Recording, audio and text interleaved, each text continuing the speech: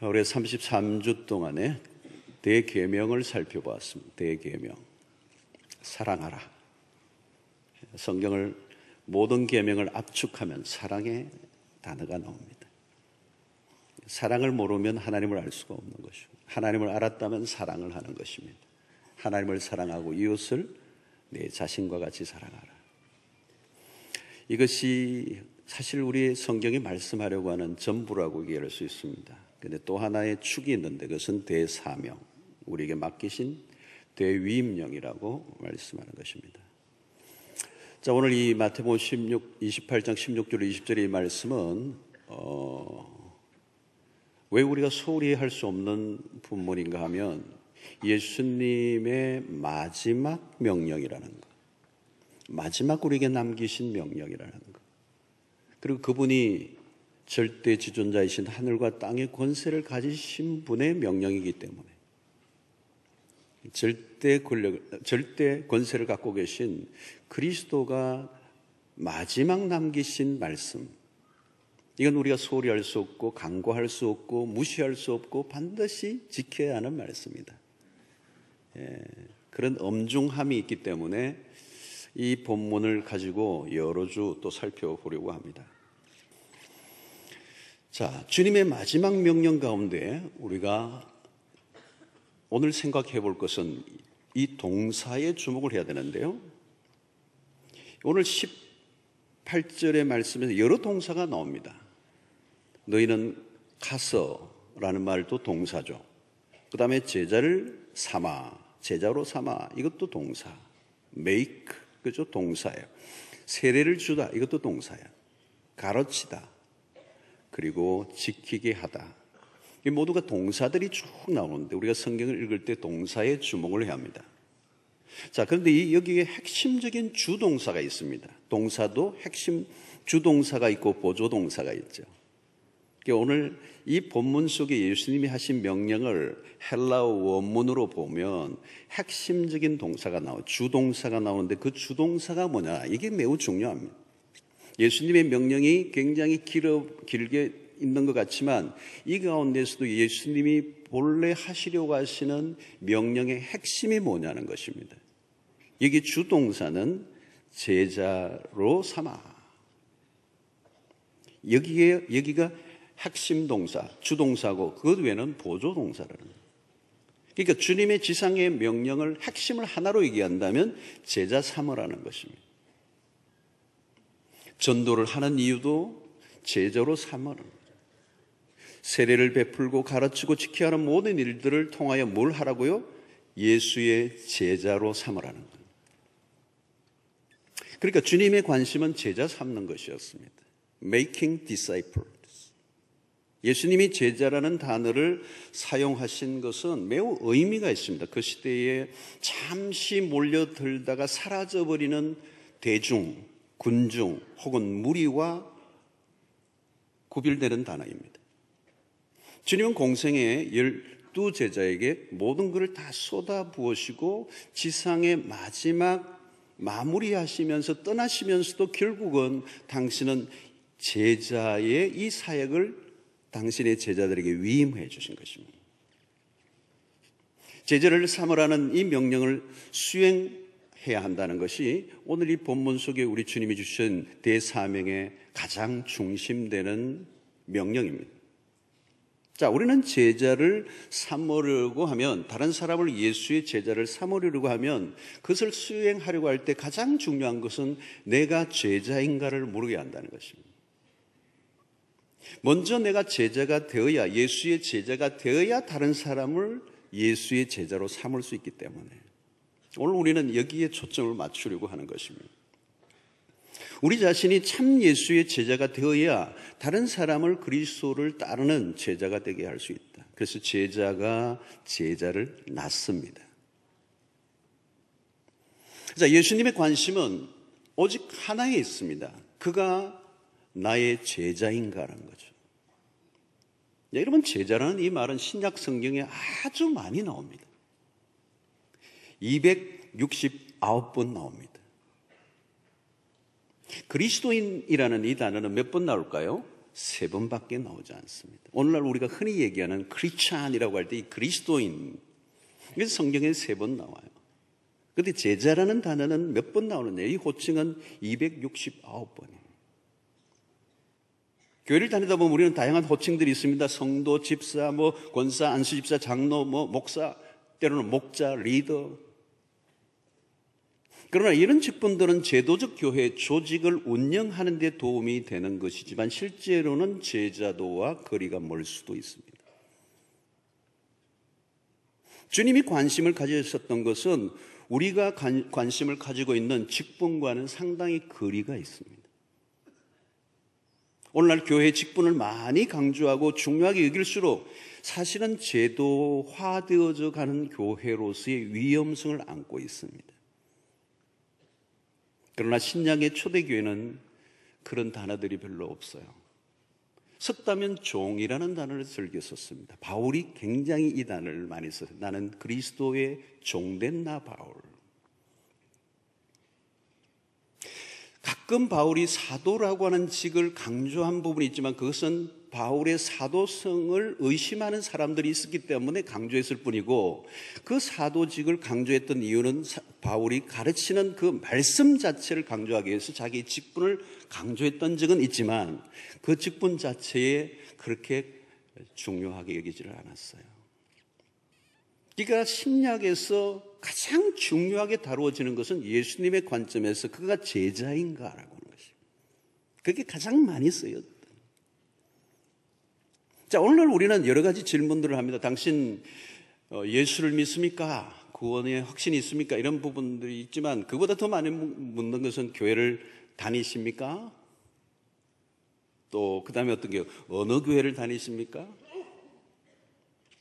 몇 년 동안 다니셨습니까?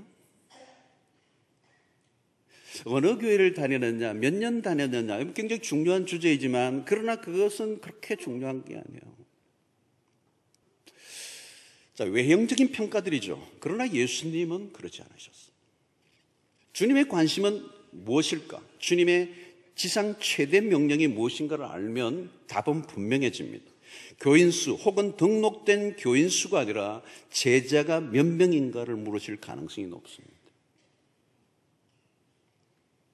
당신의 교회에 출석 교인이 몇 명인가, 등록 교인이 몇 명인가가 중요한 것이 아니라 예수님의 관심은 그리스도를 따르는 참된 제자가 몇 명 있는가.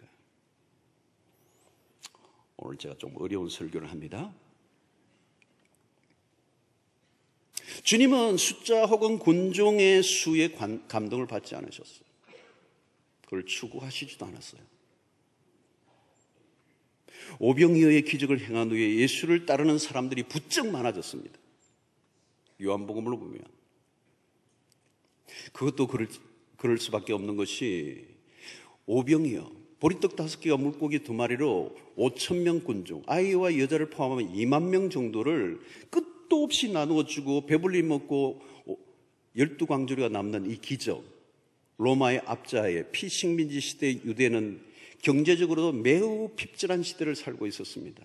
겨우 먹고 사는데 로마의 세금까지 떼이며 그야말로 빵을 충분히 먹일 수 있는 메시아를 찾고 있었는데 그분인 것 같아요.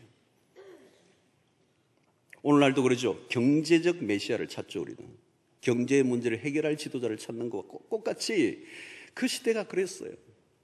그러니까 오병이어 기적을 하고 난 다음에 수없는 사람들이 예수를 쫓기 시작한 것이죠.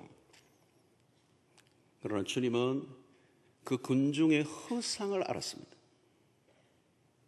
그들이 따라오는 이유는 예수님 당신을 따르는 게 아니고 떡을 찾고 있다는 걸 아셨습니다. 그들을 따돌리시고 숨으신 거죠, 예수님이. 그들을 환호하고 그래 이제 내 때가 왔다 이러지 않으셨어요. 요한복음 6장 26절에 보면 예수께서 대답하여 이르시되 내가 진실로 진실로 너희에게 이르노니 너희가 나를 찾는 것은 표적을 본 까닭이 아니요. 여기 표적을 본 까닭이 아니요. 이 말은 이 표적을 통하여 주시고자 하시는 하나님의 깊은 의미와 메시지를 찾지 않고 떡을 먹고 배부른 까닭에 그 떡을 더 먹여줄 메시아를 찾고 있다는 거예요. 예수님은 군중과 제자를 엄격히 구분하셨습니다. 여러분, 어떻게 구분하죠? 청중은, 이 무리는 누구예요? 자기의 목적과 이익을 따라 예수를 쫓는 사람이에요. 무슨 일을 해도 그의 중심에는 자기가 있는 거예요. 자기를 위하여, 나를 위하여. 자신의 목적과 자신의 유익을 위하여 예수를 쫓는 사람들. 그들은 자신의 생각과 이익에 부합하지 않으면 언제든지 예수를 떠날 수 있는 가능성을 가진 사람을 우리는 무리라고 얘기합니다. 제자들은 달라요. 자, 마태복음 7장 21절로 23절, 예수님이 산상수훈, 위대한 산상수훈 5장, 6장, 7장을 끝내고 마지막 세 구절. 결론이에요. 나더러 주여 주여 하는 자마다 다 천국에 들어갈 것이 아니요 다만 하늘에 계신 내 아버지의 뜻대로 행하는 자라야 들어가니. 그날에 많은 사람이 나더러 이르되 주여 주여 우리가 주의 이름으로 선지자 노릇하며 주의 이름으로 귀신을 쫓아내며 주의 이름으로 많은 권능을 행하지 아니하였나이까 하리니 그때 내가 그들에게 밝히 말하되 내가 너희를 도무지 알지 못하니 불법을 행하는 자들아 내게서 떠나가라. 무슨 얘기죠, 여러분? 여러분, 여기서 나더러 주여 주여 하는 자, 여러분, 이 주여라는 이 단어, 이 주라는, 큐리오스라고 하는 이 단어는 아무에게나 쓰는 단어가 아니에요. 그 당시는 절대 지존인 한 사람에게만 쓸 수 있는 단어. 누구예요? 로마의 황제 시저에게만 쓸 수 있는 단어가 주여예요. 근데 로마의 황제에게 주여라고 하지 않고 예수님을 향하여 주여 했다는 것은 대단한 고백입니다. 그럼에도 불구하고 그리고 선지자 노릇하는 대단한 직분을 가지고 선지자 노릇하고 귀신을 쫓아내는 역사까지 이뤘음에도 불구하고 주님은 나는 너를 모른다. 여러분, 그리스도의 제자의 길은 립서비스만으로는 안 돼요. 내 아버지의 뜻대로 행하는 자라야 한다. 여러분, 교회는 조직의 교회의 어떤 조직의 이익을 위하여 회원 관리하는 곳이 아닙니다.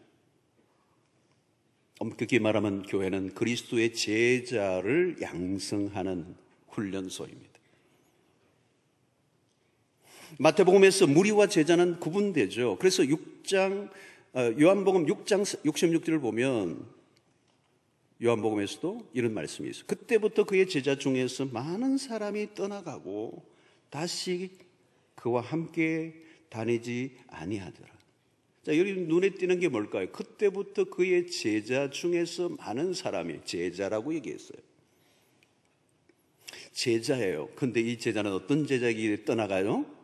자칭 제자였습니다. 자칭 제자예요. 주님이 인정하는 제자가 아니라 자기 스스로의 이름만 가진 제자. 그들이 떠나갔습니다. 자신들의 목적에 부합되지 않으면 예수를 멀리했던 거죠. 자, 주님은 다시 12제자에게 되묻습니다. 너희도 가려느냐? 그때 베드로가 아주 빠르게 순발력 있게 대답을 합니다. 역시 베드로는 대답은 잘합니다. 68절에 이렇게 대답해요. 시몬 베드로가 대답하여 대답하되 주여 영생의 말씀이 주께 있사오니 우리가 누구에게로 가오리이까? 자, 이게 매우 중요한 것이에요. 세상의 사람들은 떡을 찾았는데 베드로는 뭐라고요? 영생의 말씀이 주께 있사오니.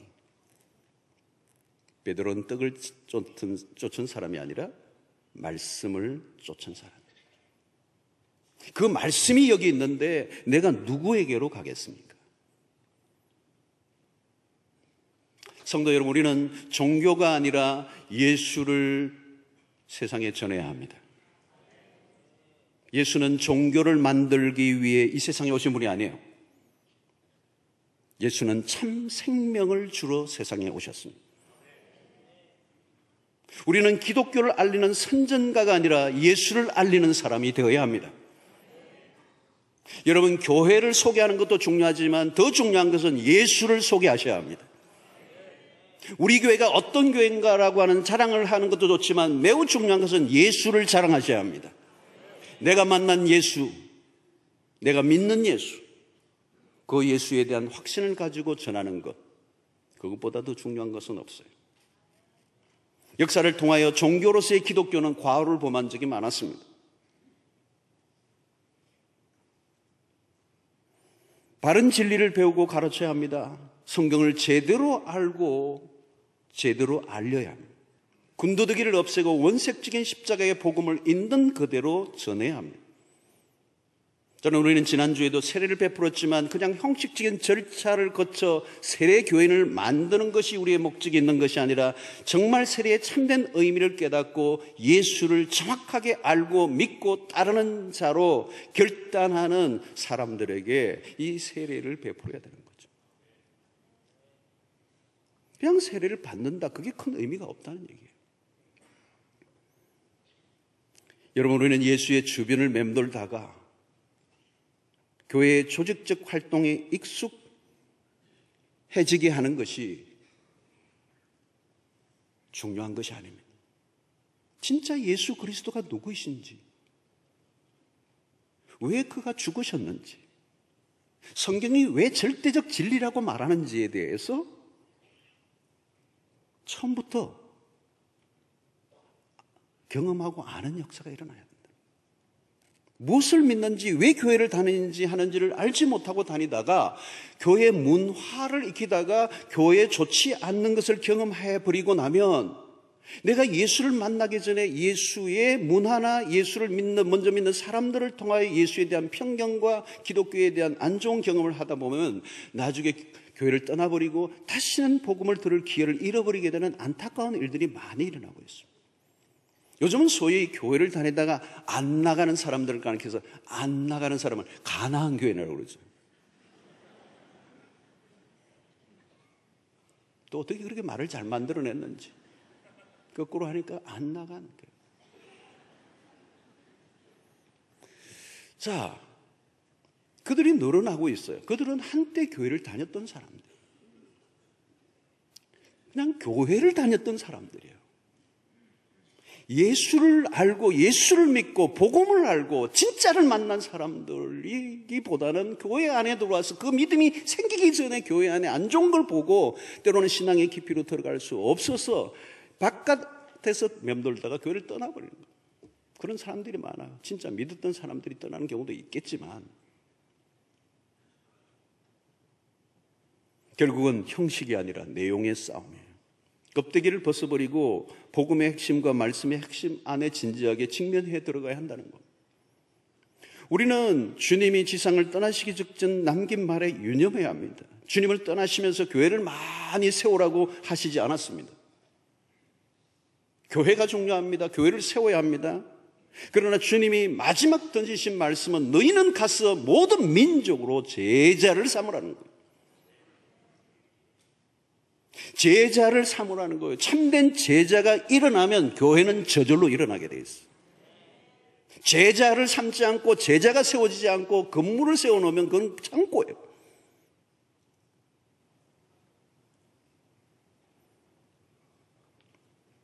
여러분, 예수를 바로 알고 제대로 만나면요 충격입니다. 변혁적입니다. 엄청난 역사가 우리의 내면 속에 일어나고 우리의 삶을 송두리째 바꿔놓고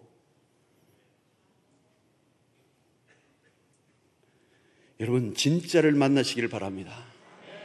복음 같은 것 말고 복음을 만나시길 바랍니다. 마태복음 7장 26절로 29절을 보면 예수께서 이 말씀을 마치심에 무리들이 그의 가르치심에 논란이 이는 그가 그 가르치시는 것이 권위 있는 자와 같고 그들의 서기관들과 같지 아니함이라. 그 시대에 가르치는 스승과 랍비들과 전혀 다른 가르침. 여러분, 그 시대에 가르치는 스승들이 어떤 사람이었어요? 서기관과 바리새인들. 주님은 그들을 조심하라고 했어요. 왜? 그들은 말은 하지만 행하지 않는 자들이에요. 주님은 말씀하신 것을 행하셨습니다. 그분이 길이요 진리요 생명이셨습니다. 우리는 그분을 바라보고 그분을 닮아가는 것이죠. 우리는 그리스도의 제자는 그를 따르는 사람입니다. 제자는 누구냐? 예수를 따르는 사람입니다. 우리는 예수를 믿는다라는 단어를 많이 씁니다. 믿는다. 그러나 성경을 보면 주님은 나를 믿으라는 표현보다 나를 따르라라는 명령을 더 많이 사용하셨습니다. 그러니까 따른다는 것에 믿는다는 것은 포함되어 있는 것입니다. 진정으로 믿는다면 예수를 따르는 사람이어야 합니다. 따르는 일이 없는 믿음은 검증되지 않는 거짓 믿음일 수 있습니다. 예수를 따른다는 것은 단순히 주일교회를 다닌다는 것을 말하지 않습니다. 초대교회에 있어서 예수를 따른다는 것은 지금과 전혀 다른 상황이에요. 예수를 따른다는 그 순간부터 그 이후로 감옥에 들어갈 수 있고 죽임을 당할 수 있습니다. 예수를 따른다는 것은 대가를 지불해야 합니다. 대가 지불이 없는 제자는 불가능합니다. 그래서 누가복음 14장 25절 27절에 수많은 무리가 함께 갈새 예수께서 돌이키사 이르시되 무릇 내게 오는 자가 자기 부모와 처자와 형제와 자매와 더욱이 자기 목숨까지 미워하지 아니하면 능히 내 제자가 되지 못하고 누구든지 자기 십자가를 지고 나를 따르지 않는 자도 능히 내 제자가 되지 못하리라. 예수를 따른다는 것, 제자가 된다는 것, 이런 것입니다. 우리가 누구에게 속해 있고 누구를 따르는 자인가를 확인할 수 있게 되기를 바랍니다. 내가 예수의 제자가 되고 또 다른 사람을 예수의 제자가 되게 하는 일에 참여한다면 그것이야말로 하나님의 나라에 공헌하는 일이 될 것이고 우리의 삶이 하나님의 나라를 구할 때 마태복음 6장 33절의 말씀처럼 너희는 먼저 그의 나라와 그의 의를 구하라. 그리하면 이 모든 것을 너에게 더하시리라. 여러분, 이 모든 것, 우리의 삶의 필요를 채워주시는 하나님, 그 필요를 채워주시는 이유가 뭘까요? 그의 나라와 그의 의를 위하여 우리의 삶이 드려질 때 그 일이 완성되도록 하나님께서 우리의 삶의 필요도 채워주신다는 약속입니다. 임마누엘, 이 모든 것을 더하여 주시리라. 우리는 그 구절에 줄을 긋고 싶지만 그것은 잊으셔도 돼요. 우리가 온전한 그리스도의 제자로 산다면 이 세상에 동화되지 않고 이 세상에 주는 하나님을 거부하게 만드는 이 문화와 저항하면서 오늘 이 시대에 옹골찬 급진적 그리스도의 제자로 산다면 하나님은 우리의 인생을 반드시 책임지시고 우리를 통하여 하나님의 나라를 완성하도록 임마누엘 함께 하시고 그 함께 하심 안에 어마어마한 게 들어가 있어요. 힘들고 어려울 때 주님이 위로해 주시고 절망하지 않게 하시고 소망 가운데 인내하게 하시고 환난 중에도 즐거워하게 하여 주시고 넉넉히 승리하게 하시는 은혜가 있을 줄로 믿습니다. 뿐만 아니라 하나님께서 그 제자의 삶을 살아갈 때에 우리의 인생 가운데 하나님의 그 독특한 함께 하심을 통하여 우리를 지키시고 끝까지 성립해 주실 줄로 믿습니다. 교인으로 살지 마시고 제자로 살아가시기를 축원합니다. 교인으로 10년, 20년 살면 무슨 의미가 있겠습니까? 제자로 1년이라도 사는 것이 가장 멋지고 아름다운 하나님의 백성들인 줄로 믿습니다.